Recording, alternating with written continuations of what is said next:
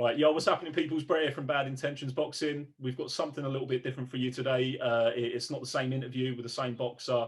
We've got somebody with us from India, Parm Goraya.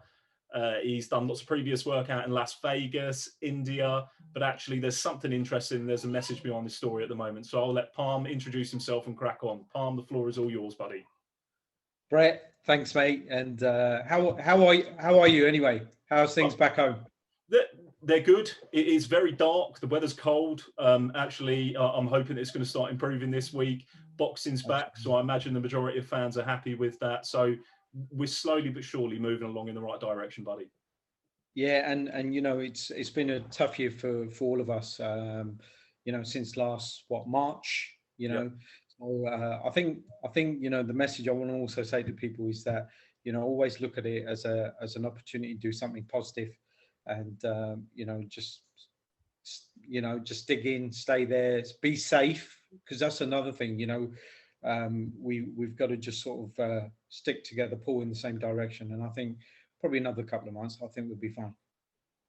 Yeah, no, definitely, I agree with that. I think we're probably coming towards, I suppose, the middle peak of the end, if that makes sense, as to where we are in the United Kingdom. And I'd like to think that by April and May, fingers crossed, we may start seeing some form of relative normality. So yeah, no, definitely fingers crossed. But listen, you know, it's an absolute pleasure to have you with us today. I suppose when we get into it, I think there's a little bit of a story that you've got to tell us, and I'm really, really keen to hear that. Yeah, I mean, look, you know, let's you know, fire away anything that you want to ask me, because it's an open book. And what I want to say also, I notice that you're smiling and I'm smiling, and that's what boxing does for us, right? You know, even in these tough times, you know, we're still enjoying the boxing. You know, as you know anyway, off camera, I'm just a small town boy, Gravesend, Kent. Big up my Gravesend, Kent guys, if anybody's tuning in. And you know, I've always been a lifelong boxing fan. And I remember being eight or 10 years old, and my grandfather or my grandparents, who came from India back in '62. They were, you know, my grandfather was huge into wrestling. So I remember whenever they came into town, I used to go with my grandfather to watch Giant Haystacks and Big Daddy. Probably show my age now, but you know, I suppose you could say it was probably the early days of combat sport. But I used to love going with my grandfather, and you know, things like World of Sport, Dickie Davis, and you know, I grew up on watching so many great boxers, and especially Americans. You know, now we find that there's a pretty healthy balance between the UK's number of world champions and the US. So really, that's how my first sort of passion or love grew for the sport. That's a great insight to hear as well. And you know, it's a very personal story that I think a lot of people share, that actually you find that there's usually a backbone as to why people enjoy boxing, why people have enjoyed the sport and the art of fighting itself. I suppose one of the interesting facts, and that you raised there, I think, is you've done a lot of work previously in America. Your current position now is in India. And yet, though, you're actually, your permanent residence, usually, and we use usually as abbreviated, is within the UK. Yes. Yeah. So you're doing a lot of work across the globe at the moment. Yeah, I mean, mum, dad, I've got 3 sisters. So my whole immediate family, obviously I'm born and raised in Kent. They're there. But, you know, that's what passion does for you. I mean, I had this business goal to get to where I am today, and I knew it was going to be tough. So I started doing out what you're doing now. So well done for, you know, following your passion, and keep doing what you're doing, mate. But I knew that.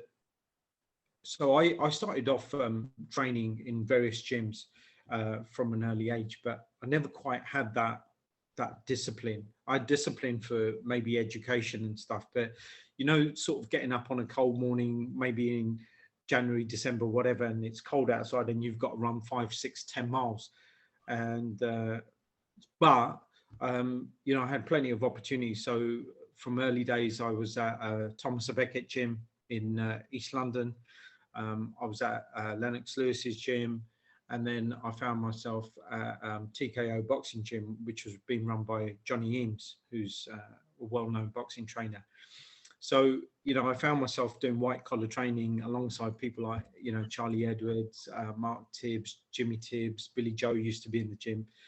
And it was just fascinating to watch these boxers every day. And I remember one, Darren Hamilton, who's the ex-British light welterweight champion, or we say super lightweight. I was having a one session with him one day, and he got me to do some exercise. And Billy was in the one of the rings with Jimmy Tibbs, and I was just in total awe of both of them. But Darren came over and said, "What are you going to train today? Or are you just going to fall in love with Billy?" And I was like, I didn't even have any words, but it was just being around those guys and just having that mentality. And what people don't realize, I don't want to digress too much, but Billy's had that strong mentality from day one. And obviously, I know he's very proud to come from a gypsy community, and I think they're very tough people, as him and Tyson Fury and many others have shown. But that was my early sort of introduction to being around some of these top boxers. So I was like, you know what? I know that I want to get into the business side, i.e. be a manager and be a promoter. But how do I get myself known in the UK? So I started interviewing these guys in the gym. And I've done that for 18 months. And actually, my biggest break was the same guy I was watching that day, which was Billy Joe Saunders. And I happened to be in Marbella with my ex-girlfriend. We went to Marbella for a 3-day trip. And as it happens, probably from the gods, Billy Joe was training at the MTK gym in Marbella at the same time down in Porto Banús. And I got wind of Billy being there. So I called Billy up and I went down the gym. And at the time, people didn't know him too much, but everybody knows him now. So Ben Davison, big up to Ben, great guy. So at the time, Ben and Billy were doing some training in the gym in Marbella. So I went down and I said, Billy, I'm just here for the weekend as well, and I want to do an interview. And I don't know if you remember, but that was around about the same time when Billy first started saying to Triple G that, either fight me and sign the contract or don't be a pussy. Yep. Sorry to say that, but and I was begging Billy, and I said, Billy, give me that interview. And he was like, yeah, but I've promised many people when I get back in the UK. And he'd given Triple G a week to sign the contract. And I was like begging Billy. In the end, Billy went, all right, let's do it. He probably got fed up with me begging him. And he just sat on this exercise bike. And we had this amazing 20-minute conversation. And I literally went from having a few thousand views, and I think that went on to do thousands of views. So that was really my first time that people went, oh, Parm Goraya, he's doing media and so on. So, it's like what you're doing now at the moment, mate. So it takes time, and I just carried on with doing media for about 18 months. And then I got noticed by the IBF. I went to their annual conference in Italy, which was a great experience for me. And I was the only video media at the time that was invited. So that was a huge, prestigious moment, if you like. And then following that, a few months later, I've got an invitation along with the WBC. I've done the red carpet at the Nevada Boxing Hall of Fame. And it was at that precise moment I said, right, I've done this for a year and a half. You wanted to get into the business side. And I applied to the Nevada State Athletic Commission to be a manager. And, when I met them, and they was like, probably thinking, why is this English Indian dude? Why does he want to be a manager? And I said, look, I grew up watching some of the best fighters from the US. I believe I've got something to offer the American market and the American boxers. So now I'm in my 4th year as a professional manager. So I still hold my manager's qualification. And then that is the power of social media.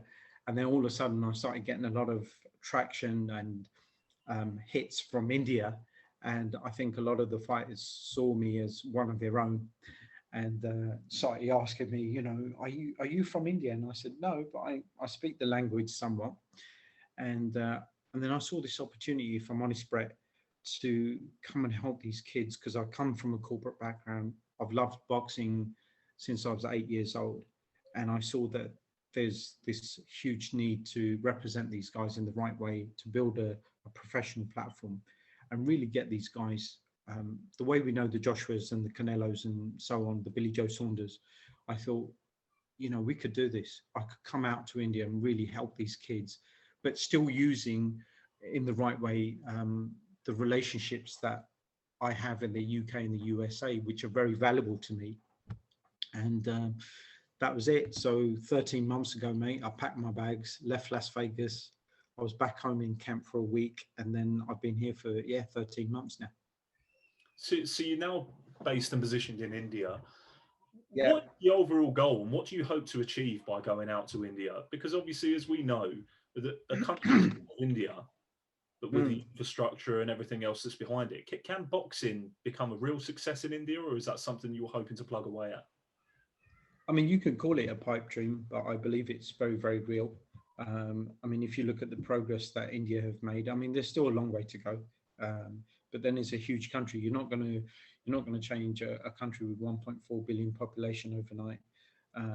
Yes, there is a certain amount of poverty and deprivation here. There's also the super rich, but there's this growing middle class community now within India.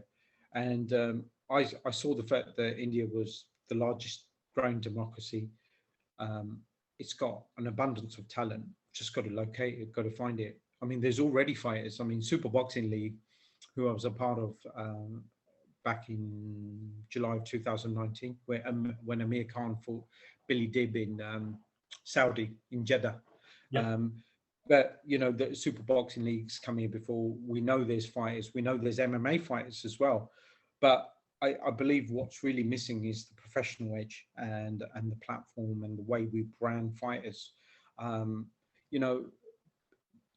not really putting the boot into anybody here, but if you as a promoter, your only goal is to promote yourself and your own promotion, you're not going to go far. I haven't come here with that mindset. My mindset is to do exactly what my friends and my mentors in the UK and the US have done, which is brand the fighters, and then through them you become a certain name. And how far along would you say you are in that process at the moment? Because I think you've also got an event that I'd like you to plug. I'd like you to get out there, actually, that this is what you're doing, and where you're going. If you want to share some of that with us. You know what? I could be 5 years away. I could be only 6 months away. But something I don't do, Brett, is give up. And I've been obviously the pandemic's made somewhat of a difference, and it's put a barrier up. But even doing that, I think from being on my social media, I've tried to use my time wisely, helping other people. Luckily, I've been fortunate enough to have people sort of come around me and sort of support me in that as well.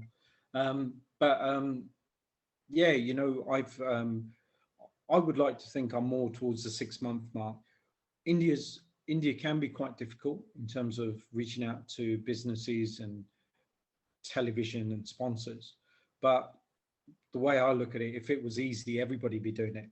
Yeah. But I'm here, I'm doing the groundwork. I've got my Nevada license. I've got great mentors from the US and the UK. I have the language skills here. So, I'm just going to give it my all. I'm going to give 200% to keep going. And 17th of April, Brett, as you rightly say, I've got my event.